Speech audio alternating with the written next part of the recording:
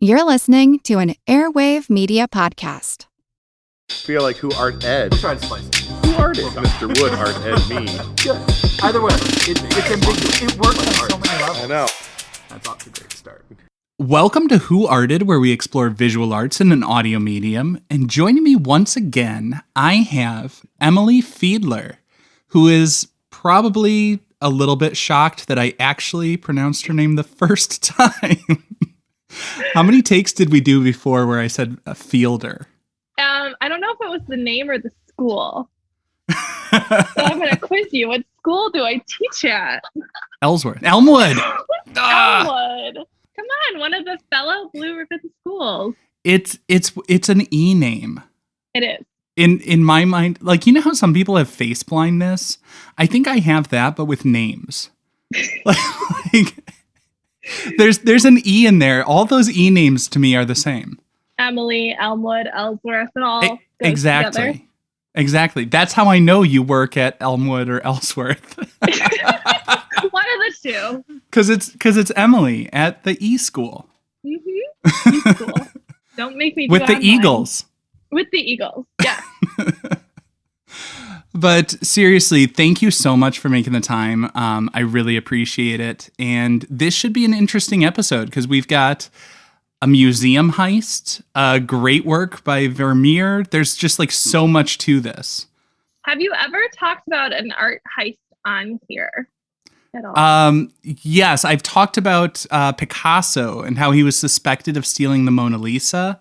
Mm-hmm. And how he went on trial because while he didn't steal the Mona Lisa, he had some Iberian sculptures stamped property of the Louvre, and he was like worried he was going to get deported, and in the dead of night, like packed them up into a suitcase to throw them into the Seine River. Such a delightful tale. Never won within the United States. This is the first. Yeah, I think this is probably the first. And the largest. We are going to cover a little bit of ground historically. We're going to be talking about a museum. We're going to talk about Vermeer as well.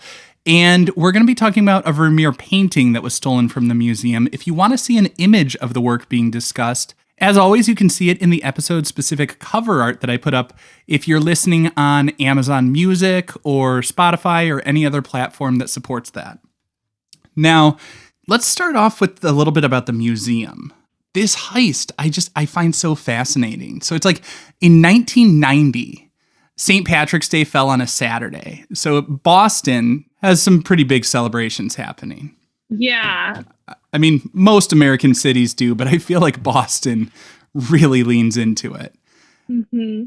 And so just after St. Patrick's Day, it's like 1 or 2 a.m. the next day, I think it was 2 men showed up at the Isabella Stewart Gardner Museum, and they identified themselves as police officers sent to investigate like a disturbance. Basically, you know, the museum guards probably assumed it was something to do with the revelry from St. Patrick's Day and all of that. Mm-hmm. And so they asked the guard for help. And this was the guard's first mistake. He did get away from his desk, which was not the procedure, not the protocols, but he got up and he lets them in, and the 2 men then overpowered that guard and the other guard that was on duty.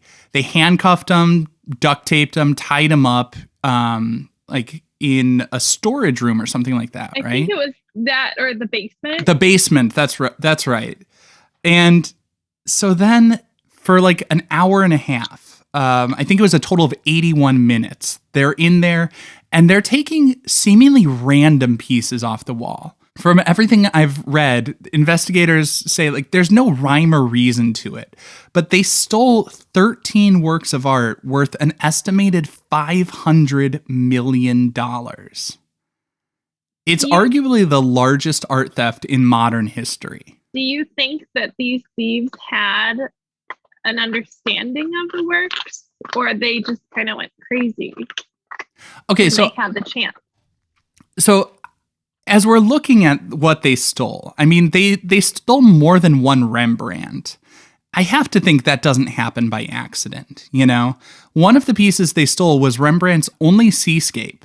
So, like, that's a pretty significant work. Some of the other stuff, it almost seemed like they were just, like, grabbing what was close by. You know what I mean?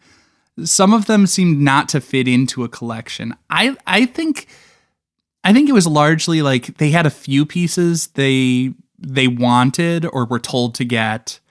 And I mean, as long as you're there, you might as well grab a few more. The sticky fingers keep sticking. Right? I mean, wouldn't you? In for a pound, in for a penny. You know, like, I just put it on the record. I would never steal artwork from a museum. No. Kyle, would you? No, I'm not the type who would steal from the museum. I am the type who wouldn't be able to resist like touching something in the museum as I pass by. Okay. But I try to do no harm in everything. I fail, but I try to do no harm. Yeah. Yeah, so they steal this, and to this day, this is an unsolved crime. It's, one of the few ones that has gone unsolved. I think what's interesting is the museum's like leaned into this. Like they are known for this theft. That was like a docuseries on Netflix, right? Yeah. Recently. That was really captivating because I mean, you see this and there's so many tantalizing bits. Like there's suspicions that it's organized crime behind it. That at one point the guards themselves were suspects, although from what I understand, they've been cleared as official suspects, but they were the first people that were looked at like, were you in on this? Because it seems like you would need an inside person to let people into the museum.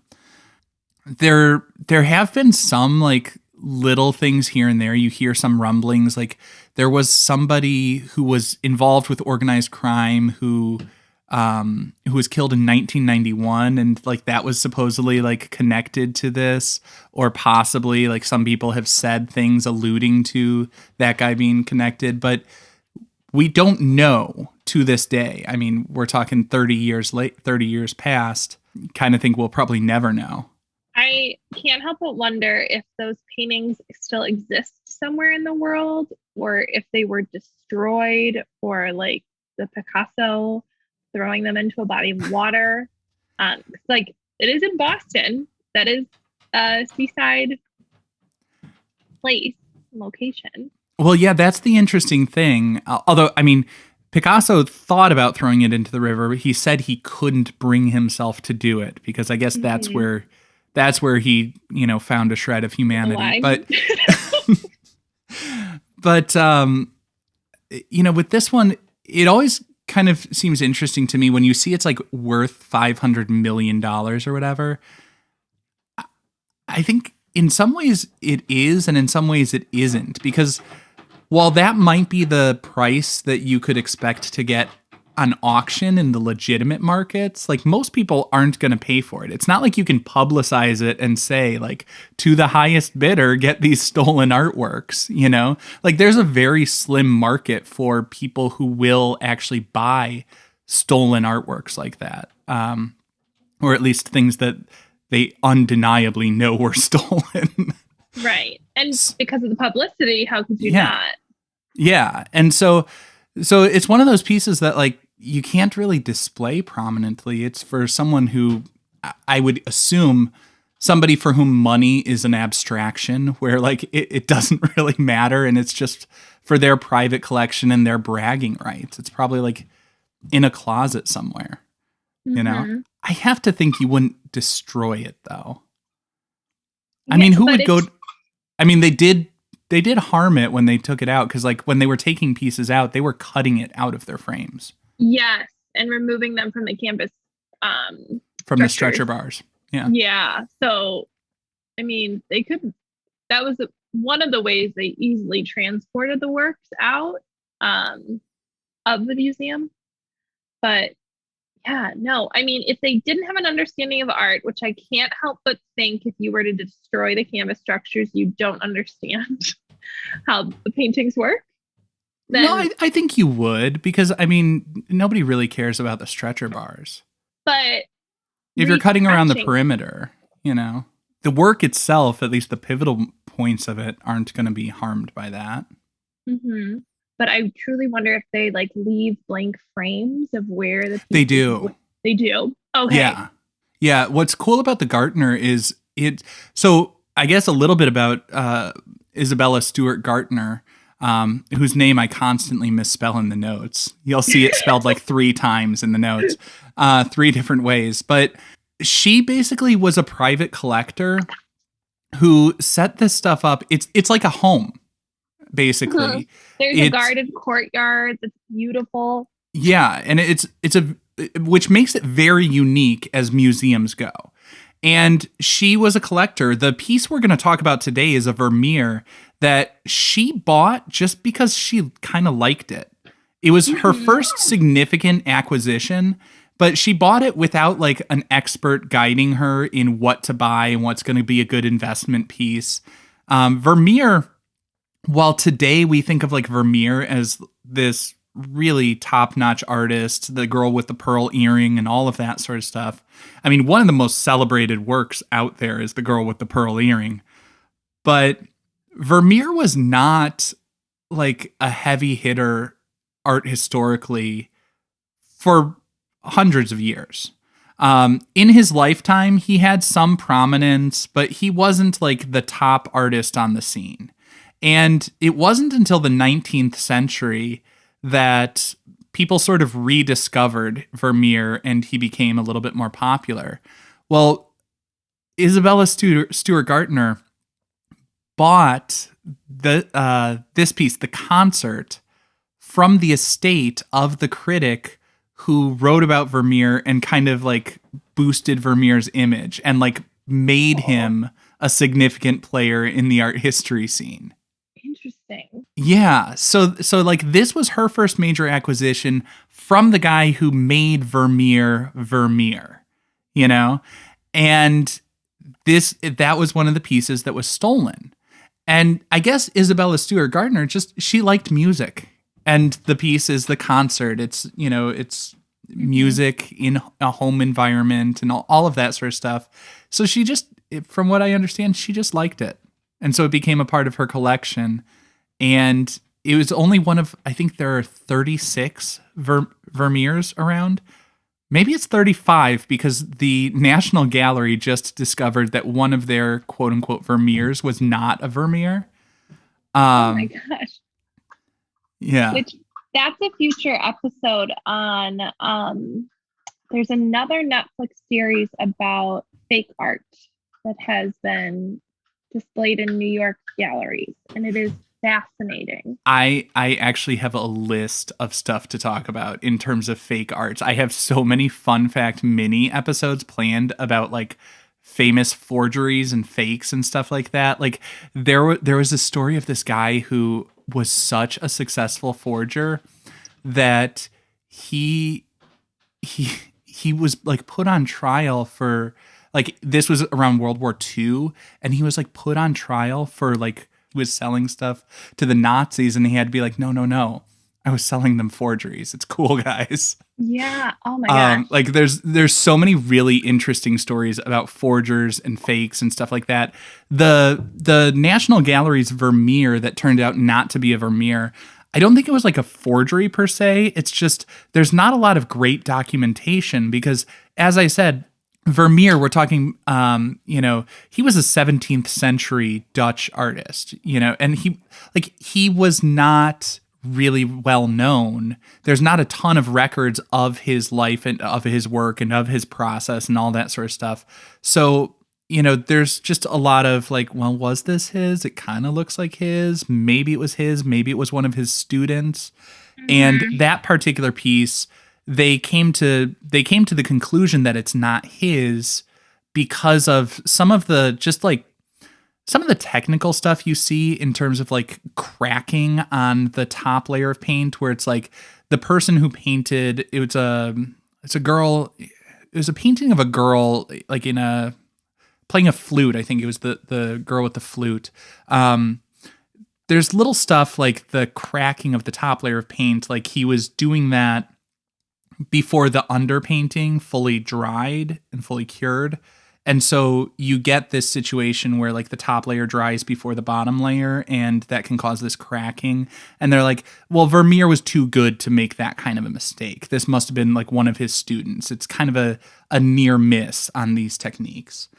But I digress. There are only a couple of dozen Vermeers around, and one of them was stolen from the Gardner. It is crazy to think that there are so few of his works, because if you're taking an art history course today, his name is constantly brought up for his contribution to the art world. Well, his name comes up, and when you do research on other artists, you see their body of work, or their consists of like hundreds, if not thousands of pieces. Somebody like Rembrandt was making hundreds of pieces in his day, whereas Vermeer, it was a couple of dozen. And, just to get into the Vermeer, because Vermeer's an interesting story as well. There's quite a bit behind this.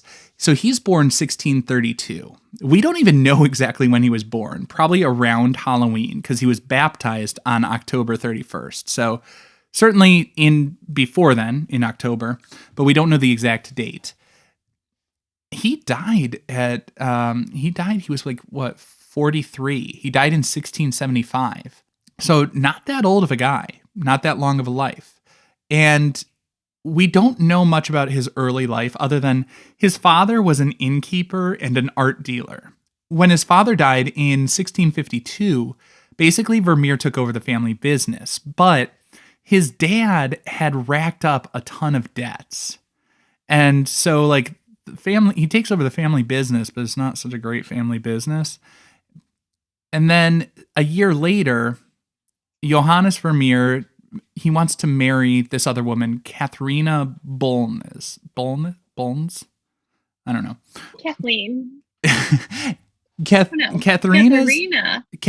It's the last name. Bolnes? I don't know. Katharina's mom basically didn't like this idea of her marrying Johannes Vermeer, because Vermeer was not only in rough shape financially, and Katharina's family was fairly well-to-do, but also like Katharina's family was Catholic. Vermeer wasn't. I guess Vermeer converted to Catholicism, and that won her blessing. I think he also had another artist, like write a letter attesting to his fine character or something like that to convince his would-be mother-in-law. Recommendation for marriage. Yes. Interesting. That should exist today. Well, yeah, really should need some references. But I guess it was one of those things where, especially back then, like interfaith marriages were something that people had some misgivings about. And I think he needed like something to attest that like this is a sincere conversion, that he's a good guy, that he's going to treat her, and he's not just like marrying her for the money, Yeah.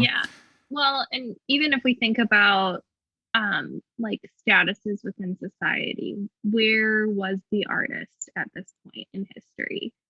I think that's a really good point, because at this point in history, I feel like this is sort of a start in the shift to the artist as the artiste, that sort of visionary creator that starts to get some boost in stature. I mean, we see that happening, I feel like in the Renaissance. We have those larger than life figures that we look back on in history, like Michelangelo. I mean, Michelangelo, if we thought of it in today's dollars, he earned millions of dollars. When he painted the Sistine Chapel, he was initially commissioned by the Pope to paint just like the 12 apostles on a small part of the ceiling. And he was like, no, dude, I'm doing these 300 figures. I'm gonna cover the entire, creation of the universe and the fall of man just sprawling across this ceiling, and like, trust me, it'll be great. So like the artists were starting to assert themselves and get their vision out there. And we see some like Rembrandt was celebrated in his day. But for the most part, the artist was sort of like, he was an artisan. It was a craftsperson. You know what I mean? It was a shifting of perspective for Yeah. society. Yeah. And so at that time, like they were in their guilds. It was typically they would study, they would do an apprenticeship, they would learn from somebody else, and then they would start to create their own work. They'd join the guild as a master artist, teach it to other people. But in a lot of ways, it was a craft. It was about how do you make these paints? Because that was they literally had to make their paints, and they had their own recipes for how they would create their paints and stuff and they would guard those secrets as part of their skilled labor. Is, I know how to make these. I know how to grind these things up and mix them with oils and, turn it into something that you can hang on the wall. One of the peculiar things about Vermeer is we have no records of his training. We have no records of who taught him.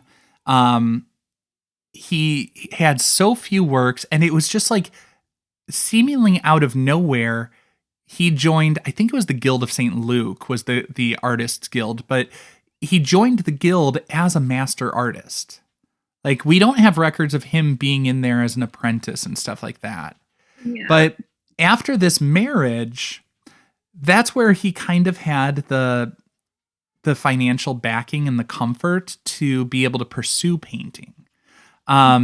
He moved in with his mother-in-law, and they had he and his wife had 13 children or something like that while living at his mother-in-law's house. And while he's making these paintings, which mother-in-law was probably like, where was that letter of recommendation again?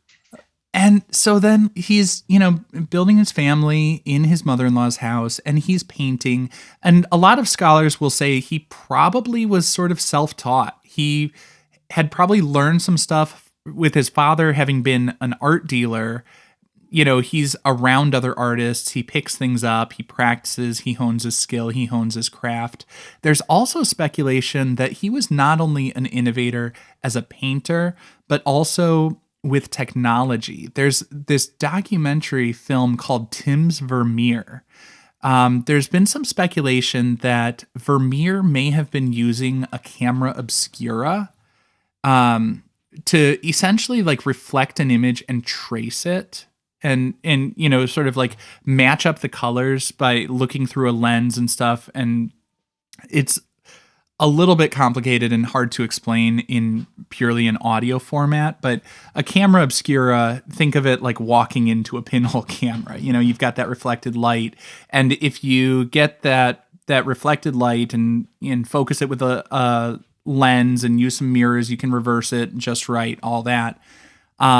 There's speculation that he may have used a camera obscura because if you look at his works, almost all of them take place in the same room, in the same studio, in the same corner of the studio, with that dramatic light source, the windows bringing all that light in, and he's opposite that. And so this guy who had essentially no artistic training built a device he thought Vermeer would have been using only 17th century tools and technology that would have been available to him.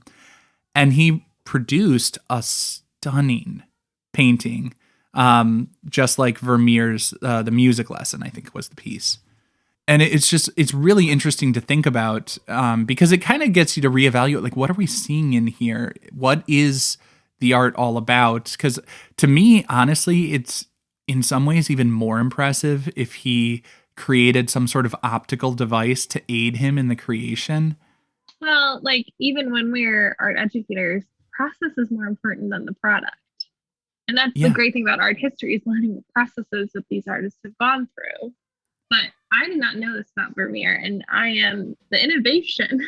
It's really interesting because and that's the kind of thing where some people are like, oh, that feels like cheating if it's not freehand and all that. But it's like, well, is it cheating to use a ruler to draw a straight line? This is just another tool and another innovation that I personally believe he probably did come up with. Is it cheating if you're the first person to try it?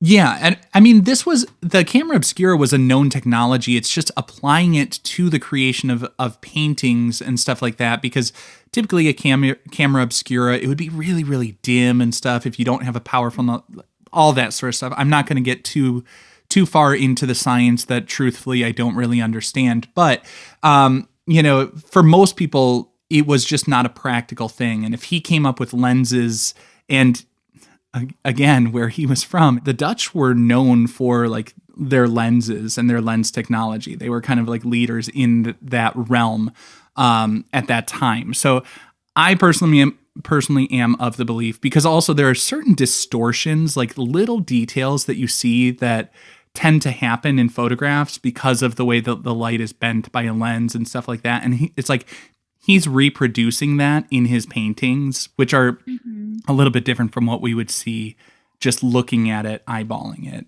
like normal. But enough down that rabbit hole. So Vermeer paints, like I said, a couple of dozen paintings in his life. He died sadly at just the age of like 43. The Concert is one of those ones that he painted in that same corner of the same room. And after the break, we're going to talk a little bit more specifically about that piece.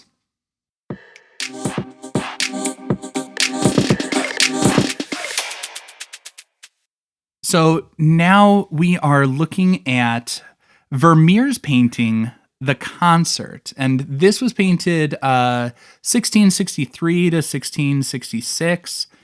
If you're listening on Amazon Music, you can see it in the cover art for this episode. But Emily, what are you noticing? What's jumping out to you about this piece? Of course, we know the window is off to the left, and the striking light that goes diagonally through the frame. The Vermeers that I was familiar with and studied in art school were more so about cooking and like keeping of the house. And they all showed like everyday life. But this is showing a very different aspect of everyday life, almost as an extra. The landscapes in the back are drawing my attention because I want to see more detail in them, but they are taken down in detail because of the lighting that is within them. But we've got a woman holding something to the right. I cannot tell what that is. And then two women sitting. And then there's like a harp or something to the left. And then like a cello on the floor. This is really testing my musical instruments. Well, I think what's interesting is the painting within the painting. There's speculation from some scholars saying like this may have been sort of one of those symbolic things. You know how a lot of art from that period, there's so much symbolism to every little thing, and it's almost always some sort of morality tale, like it's like the people in the painting are looking on and all of that sort of stuff. And I think also I've read other scholars have said there's really nothing more to that was just a painting that his mother-in-law owned. Like they had that in the house. That's just what was on the wall, because he's just painting what he sees in front of him in the studio as he's arranging this. But even with the painting on the wall, the woman's back is facing you right in the center. You don't know who that is. Like, so I don't know if I agree with that scholar that you're talking about the person that is in the chair, right? The back to us, the viewer. So that, what we do know is that sash is signifying that he was part of, I think, a militia or something like that. So I see him as the audience. We see the woman who's standing, looks like she's maybe holding sheet music or something like that. And we see someone else sitting at the piano. And so I see this as a performance for the dude in the chair. But I feel like it's an awkward composition to have the central figure with his back to the audience, right? The back to the viewer. Maybe this is a choice to make the viewer think that they are just stepping in. Yeah, it has that. I mean, he's doing a lot of these genre paintings of scenes of everyday life, you know? Mm-hmm. And I think it has that feel of something that is just that fleeting moment captured on the canvas. Like a Polaroid picture of 17th century art. Yeah, which is really funny when you think about it. Like it feels like a candid, and yet it was so studied and meticulously rendered. Like this had to have taken a long time to capture. But it does feel like it's just this moment in time. And what strikes me about this piece, like all Vermeer's, is just the light. We've got that light coming in from the left side of the painting. We've got the light that's cast across the figures. I feel like that was his like central focus. And maybe that's because I'm primed to see that, because I am seeing this through the lens of imagining him with his camera obscura, and you got to focus a lot on the light for that, Mm-hmm. Well, it's even interesting if we're looking really deep into the light. The women are so much more illuminated than the man. Yes. The women are, and I can't tell if that's just because of like the way that things break down over time. Like there's something unnatural about, especially the standing figure. Is it just me? Like her coloration doesn't feel quite right. Maybe it's the screen I'm looking at. Maybe it's the way things broke down over time. I would agree. I mean, her dress in general is much darker than the other females. There's that white piece going down the center. But if the light was shining on her, I'd expect her to be a little bit brighter and less yellow. Yeah.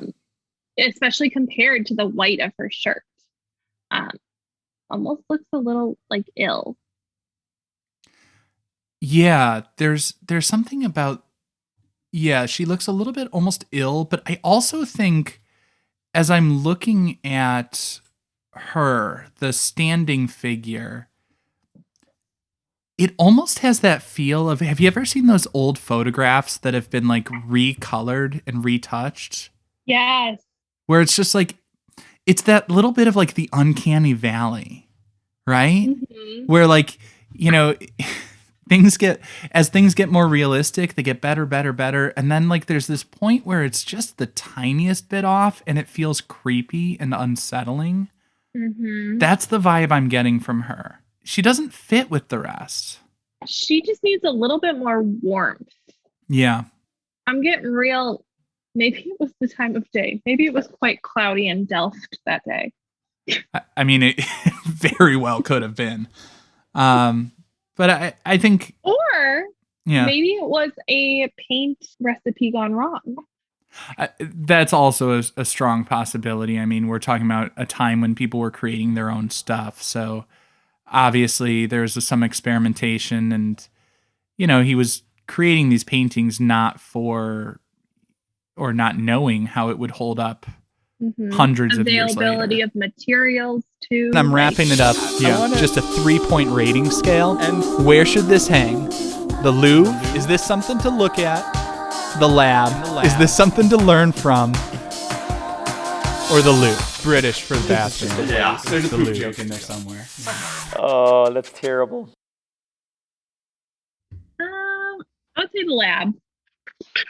And I'm saying that because I want to know what went wrong with the coloring that we're seeing, or whether it's just an issue with our vision, our image. And I want people to understand the significance of documenting everyday life. We do it today within like social media, but in an artful way. Yeah. The way that Vermeer and other 17th century artists did.